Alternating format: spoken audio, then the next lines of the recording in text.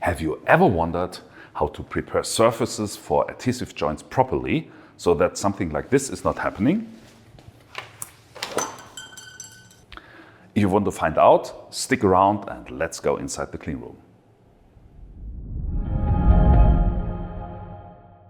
It is obvious that for good adhesive joints we need clean surfaces. But more than this, it is even possible to modify the surface, for example by plasma treatment.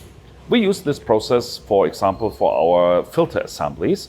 And so we have this little jig where we put all the filters in. It's basically a metal tray to hold the filters during the plasma treatment process. And when we switch on the machine, first of all, we have to vent it so that we can remove the lid. After that, we can insert the tray with the glass filters into the vacuum chamber, place the lid on top and pump down.